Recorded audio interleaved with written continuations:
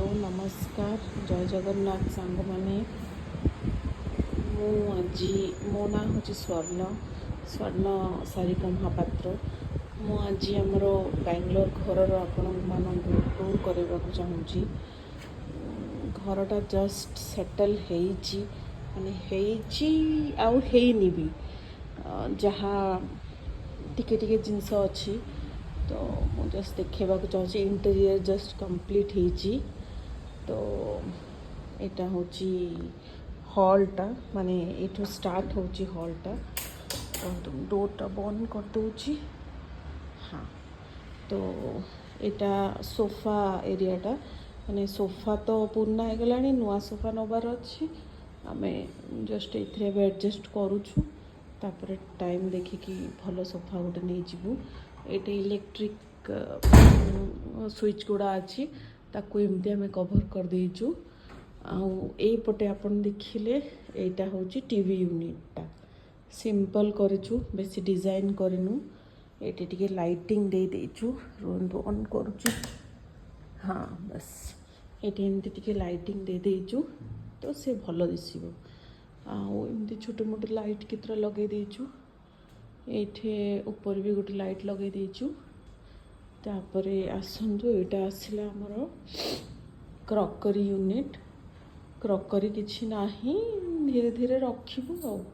एमती तापरे एठा आसला पूजा घरटा देखे दूची।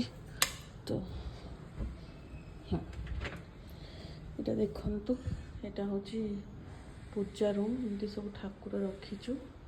तो पूजा घर तापरे ये कर्टन्स दे देचु। एपटे हूँ बालकनीटा हूँ हॉल बालकनीटा एपटू स्विमिंग पूल व्यू दिशे। यहाँ तो मेन गेटा आमर गेट फेसिंग दरकार थिला बाकी सब लोकंर मुवमेंटा जना पड़ो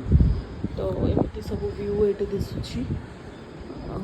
तापरे आसिलु माने यहाँ पूरा घर टाइप आमर एपटे देखिले यहाँ हूँ किड्स रूमटा यहाँ बेड फेड किसी पड़नी तो मो पिला मानकर कबोर्ड्रे ये बसी खेलिए कहीकि मैट पकई देती पिला मानकर टॉयस वगैरह अच्छी सबू। यहाँ स्टडी टेबल यहाँ पिला मानकर छोट छोट जिनस रखीदेचु ये एमती ताकू डेकोरेशन रखाई किसी हैनी जस्ट नुआ नुआ यहाँ गोटे टॉयलेट देची छुआ मानक बाकी आसिलु एबे आम ये आसिले यहाँ आमर वाश बेसिन यूनिट ये आम वाश बेसिन लगेचु ये मिरर लगेचु ये वाशिंग मशीन लगेचु ये एमती मिरर अच्छी मिरर रे लाइट वाइट भी लागे देखंतु। हाँ एमती यहाँ आउ गोटे टॉयलेट देची ये टॉयलेट देची यहाँ गोटे गेस्ट रूमटा माने गेस्ट तो कौन आम ही यूज कर ऑफिस काम होपटे आसिले ये विंडो रे ये साइड व्यूटा दिशुची माने ये देखो ये साइड व्यूटा ये विंडो रे दिशुची पूरा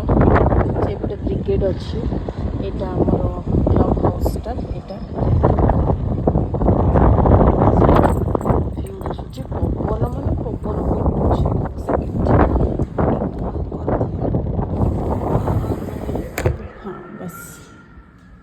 तो यहाँ गोटे बेड छोटिया बेड पकई देचु ये लैंप लगी ये कबोर्ड अच्छी ये रूम सरीगला ये तापर चलतु देखा आ गोटे रूम। हाँ यहीटा मुझे कहली ये आम गोटे एमती छोटिया सी करूँ देखु। हाँ ये लाइट फाइट देकी डिजाइन करूँ। यहाँ आसला आमर मास्टर बेडरूम यहाँ बेड यहाँ बहुत सिंपल अच्छी बेसी गाजिया करनु यहाँ आमर रहा मिरर यूनिट